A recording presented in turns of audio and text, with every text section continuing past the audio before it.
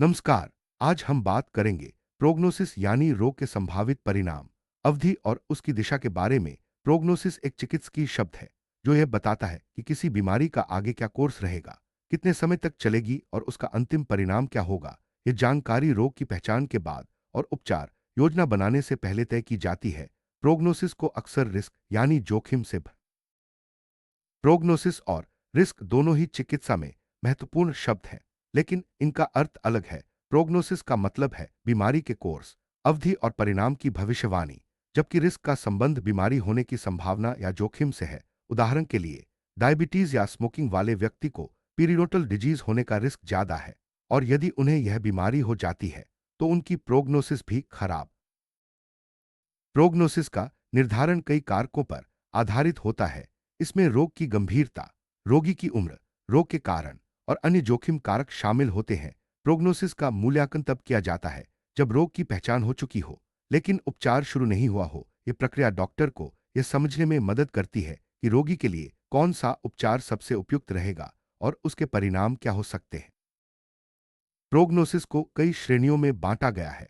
उत्कृष्ट, अच्छा, औसत, खराब, संदिग्ध और निराशाजनक। उत्कृष्ट प्रोग्नोसिस में हड्डी की कोई हानि नहीं होती, रोगी का सहयोग अच्छा होता है और कोई गंभीर प्रणालीगत या पर्यावरणीय कारक नहीं होते। जैसे जैसे हड्डी की हानि, दांतों की गतिशीलता और अन्य जटिलताएं बढ़ती हैं, प्रोग्नोसिस खराब होती जाती है। निराशाजनक प्रोग्नोसिस में दांत निक कई बार उपचार शुरू करने से पहले प्रोग्नोसिस को अस्थायी रूप से तय किया जाता है।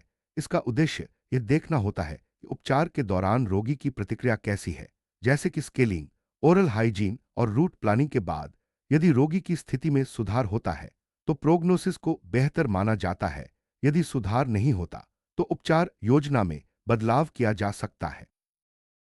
और साथियों द्वारा 2007 में प्रोग्नोसिस के लिए एक वर्गीकरण प्रणाली प्रस्तावित की गई थी। इसमें दांतों की स्थिति के आधार पर उन्हें 4 वर्गों में बांटा गया: फेवरेबल अनुकूल, क्वेश्चनेबल संदिग्ध, अनफेवरेबल अनुकूल और होपलेस निराशाजनक। पूर्णविराम फेवरेबल में दांतों को उपचार से स्थिर किया जा सकता है। क्वेश्चनेबल में स्थानीय या प्रणालीगत कारकों के नियंत्रण। फेवरेबल या अनुकूल प्रोग्नोसिस में पीरियोडली प्रभावित दांतों को समग्र उपचार और रखरखाव से स्थिर किया जा सकता है। भविष्य में पीरियोडल टिश्यू की हानि की संभावना बहुत कम होती है। ऐसे मामलों में रोगी का सहयोग, ओरल हाइजीन और नियमित फॉलोअप से अच्छे परिणाम मिलते हैं। क्वेश्चनेबल या संदिग्ध प्रोग्नोसिस में दांत की स्थिति स्थानीय या प्रणालीगत कारकों से प्रभावित होती है, जिन्हें नियंत्रित किया जा सकता है या नहीं भी। यदि ये कारक नियंत्रित हो जाते हैं तो उपचार से दांत की स्थिति स्थिर हो सकती है, लेकिन यदि कारक नियंत्रण में नहीं आते तो भविष्य में पीरियोडल ब्रेकडाउन हो सकता है।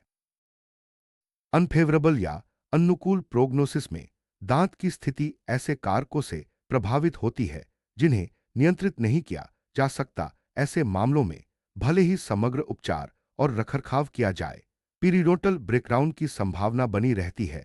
ऐसे दांतों को बचाना मुश्किल होता है और दीर्घकालिक परिणाम अच्छे नहीं होते।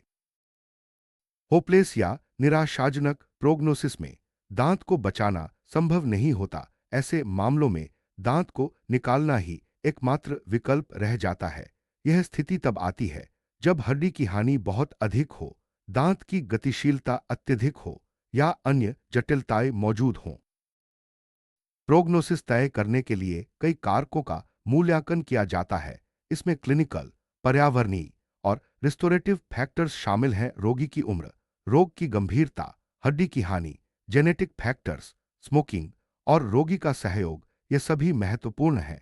इन सभी का समग्र मूल्यांकन करके ही सही प्रोग्नोसिस तय की जाती है। क्लिनिकल फैक्टर्स में रोगी की उम्र, रोग की गंभीरता, पॉकेट डेप्थ, अटैचमेंट लेवल, हड्डी की हानि और बोन डिफेक्ट्स शामिल हैं। उदाहरण के लिए, एक ही हड्डी हानि वाले 2 मरीजों में उम्रदराज मरीज की प्रोग्नोसिस बेहतर मानी जाती है, क्योंकि कम उम्र में तेजी से हानि होना अधिक गंभीर माना जाता है। पॉकेट डेप्थ यानी मसूड़े और दांत के बीच की गहराई हमेशा हड्डी की हानि से संबंधित नहीं होती। कभी कभी गहरे पॉकेट के बावजूद हड्डी की हानि कम होती है, जिससे प्रोग्नोसिस बेहतर हो सकती है। वहीं यदि अटैचमेंट लेवल बहुत कम है और पॉकेट बेस रूट एपेक्स के पास है तो प्रोग्नोसिस खराब हो जाती है। हड्डी की हानि का मूल्यांकन प्रोग्नोसिस के लिए जरूरी है। क्षैतिज हड्डी हानि में मौजूदा हड्डी की ऊंचाई महत्वपूर्ण होती है। वर्टिकल या इंट्राबोनी डिफेक्ट्स में बोन की आकृति और दीवारों की संख्या से पुनर्जनन की संभावना तय होती है। वर्टिकल डिफेक्ट्स में बोन रिजनरेशन की संभावना अधिक होती है। प्लाक यानी दांतों पर जमी गंदगी पीरियोडोंटल डिजीज का मुख्य कारण है, इसलिए प्लाक को हटाना और रोगी का सहयोग अत्यंत आवश्यक है। यदि रोगी ओरल हाइजीन बनाए रखने में असमर्थ है तो उपचार का परिणाम अच्छा नहीं होगा। ऐसे मामलों में डॉक्टर को उपचार की योजना बदलनी पड़ सकती है। स्मोकिंग, डायबिटीज, जेनेटिक फैक्टर्स और स्ट्रेस जैसे पर्यावरणीय और प्रणालीगत कारक भी प्रोग्नोसिस को प्रभावित करते हैं। स्मोकिंग पीरियोडोंटल डिजीज के विकास और प्रगति में सबसे महत्वपूर्ण जोखिम कारक है। डायबिटीज के मरीजों में भी रोग की गंभीरता अधिक होती है। जेनेटिक फैक्टर्स और स्ट्रेस रोगी की उपचार प्रतिक्रिया को प्रभावित कर सकते हैं। स्मोकिंग पीरियोडोंटल डिजीज के लिए सबसे बड़ा पर्यावरणीय जोखिम कारक है। स्मोकिंग से न केवल रोग की संभावना बढ़ती है बल्कि उपचार के बाद हीलिंग भी प्रभावित होती है। हल्के से मध्यम रोग में स्मोकिंग छोड़ने से प्रोग्नोसिस बेहतर हो सकती है, जबकि गंभीर रोग में भी सुधार संभव है। डायबिटीज के मरीजों में पीरियोडोंटल डिजीज की गंभीरता अधिक होती है। यदि डायबिटीज नियंत्रित है और रोगी उपचार में सहयोग करता है तो प्रोग्नोसिस अच्छी हो सकती है, लेकिन यदि डायबिटीज अनियंत्रित है तो सर्जिकल उपचार के बाद भी प्रोग्नोसिस संदिग्ध रहती है। कुछ जेनेटिक बदलाव जैसे इंटरल्यूकिन एक जीन में परिवर्तन पीरियोडोंटल डिजीज के जोखिम को बढ़ा सकते हैं। ऐसे मामलों में जल्दी पहचान और रोकथाम के उपायों से प्रोग्नोसिस में सुधार किया जा सकता है। जेनेटिक फैक्टर्स की पहचान उपचार की योजना को भी प्रभावित कर सकती है, जैसे कि एंटीबायोटिक थेरेपी का उपयोग। शारीरिक और मानसिक तनाव, साथ ही नशे की लत रोगी की उपचार प्रतिक्रिया को प्रभावित कर सकते हैं।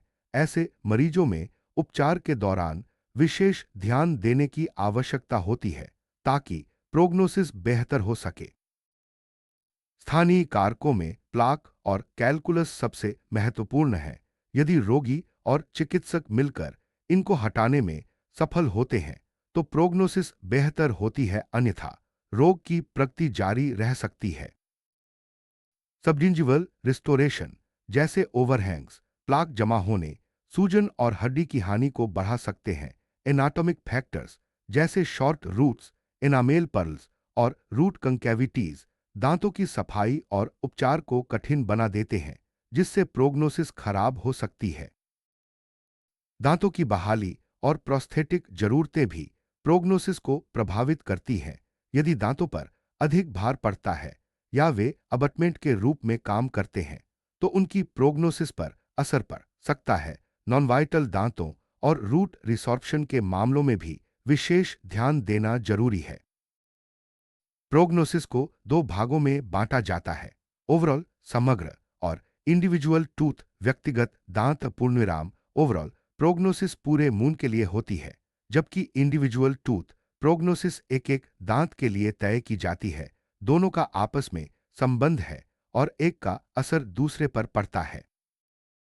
ओवरऑल प्रोग्नोसिस तय करते समय रोगी की उम्र, प्रणालीगत कारक, प्लाक स्लैश कैलकुलस, रोगी का सहयोग, स्मोकिंग और प्रोस्थेटिक संभावनाएं देखी जाती हैं। यदि दांतों की संख्या कम है तो प्रोस्थेटिक जरूरतें अधिक महत्वपूर्ण हो जाती हैं। व्यक्तिगत दांत की प्रोग्नोसिस तय करते समय plaque, calculus, subgingival restoration, anatomic factors, caries, non vital दांत, रूट रिसॉर्प्शन और मोबिलिटी को ध्यान में रखा जाता है। ओवरऑल प्रोग्नोसिस का असर भी व्यक्तिगत दांत की प्रोग्नोसिस पर पड़ता है। प्रोग्नोसिस का अर्थ है रोग के संभावित कोर्स, अवधि और परिणाम की भविष्यवाणी। यह निदान के बाद और उपचार योजना से पहले तय की जाती है। प्रोग्नोसिस को कई श्रेणियों में बांटा जाता है और इसे ओवरऑल व इंडिविजुअल टूथ के लिए अलग अलग तय किया जाता है। रोगी की उम्र, रोग की गंभीरता, जेनेटिक संवेदनशीलता और प्रणालीगत रोग ये सभी निदान के लिए महत्वपूर्ण हैं और प्रोग्नोसिस तय करने में भी अहम भूमिका निभाते हैं। सही निदान के बिना सटीक प्रोग्नोसिस संभव नहीं है।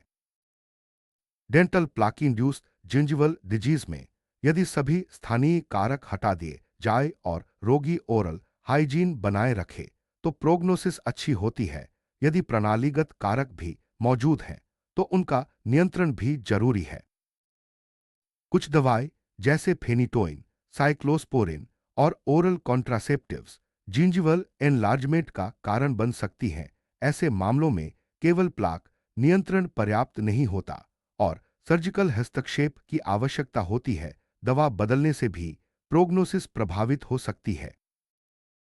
मेल न्यूट्रिशन यानी पोषण की कमी जिंजिवल डिजीज के विकास में कम भूमिका निभाती है, लेकिन यदि कमी गंभीर और दीर्घकालिक है तो प्रोग्नोसिस प्रभावित हो सकती है। सही पोषण से स्थिति में सुधार संभव है।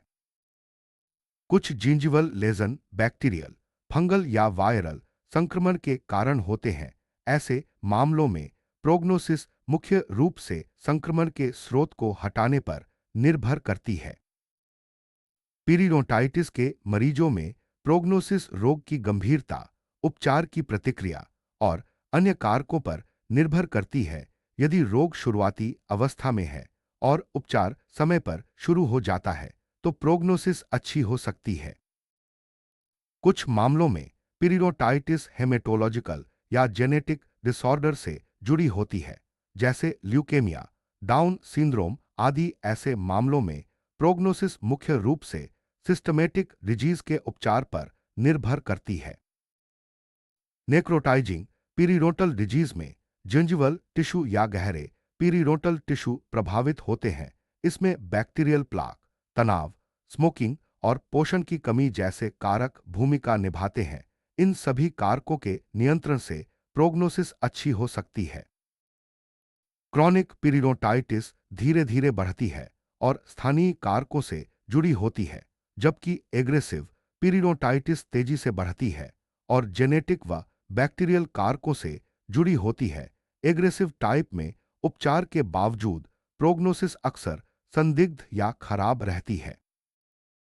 नेक्रोटाइजिंग अल्सरेटिव पीरियडोंटाइटिस में स्थानीय और द्वितीय कारकों के नियंत्रण के साथ साथ सिस्टमेटिक समस्याओं का भी उपचार जरूरी है। प्रोग्नोसिस मुख्य रूप से उपचार की सफलता पर निर्भर करती है। फेज आई थेरेपी के बाद पॉकेट डेप्थ और सूजन में कमी उपचार की सफलता और बेहतर प्रोग्नोसिस का संकेत है। यदि सुधार नहीं होता तो ओवरऑल प्रोग्नोसिस खराब मानी जाती है और उपचार योजना में बदलाव की आवश्यकता होती है। प्रोग्नोसिस निर्धारण के लिए फ्लोचार्ट 32 में क्लिनिकल, पर्यावरणीय और रिस्टोरेटिव फैक्टर्स को दर्शाया गया है। इसमें रोगी की उम्र, हड्डी की हानि, रोग की गंभीरता, स्मोकिंग, जेनेटिक्स और अन्य कारकों का समावेश है। रोगी का सहयोग, ओरल हाइजीन बनाए रखना और नियमित फॉलोअप प्रोग्नोसिस को बेहतर बनाने में महत्वपूर्ण भूमिका निभाते हैं। यदि रोगी उपचार में सक्रिय भागीदारी दिखाता है तो दीर्घकालिक परिणाम अच्छे होते हैं। प्रोग्नोसिस सुधारने के लिए प्लाक नियंत्रण, स्मोकिंग छोड़ना, डायबिटीज का नियंत्रण, जेनेटिक काउंसलिंग और पोषण सुधार जैसे उपाय जरूरी हैं। साथ ही डॉक्टर की सलाह का पालन और नियमित जांच भी आवश्यक है। नई तकनीकों जैसे इलेक्ट्रिक टूथब्रश और जेनेटिक टेस्टिंग ने प्रोग्नोसिस के मूल्यांकन और सुधार में मदद की है। विशेष रूप से पार्किंसन या अन्य विकलांगता वाले मरीजों के लिए ये तकनीकें उपयोगी हैं। प्रोग्नोसिस रोग के संभावित परिणाम की भविष्यवाणी है जो कई कारकों पर निर्भर करती है। सही मूल्यांकन, रोगी का सहयोग और समय पर उपचार से प्रोग्नोसिस में सुधार संभव है। डॉक्टर और रोगी दोनों की भूमिका इसमें महत्वपूर्ण है।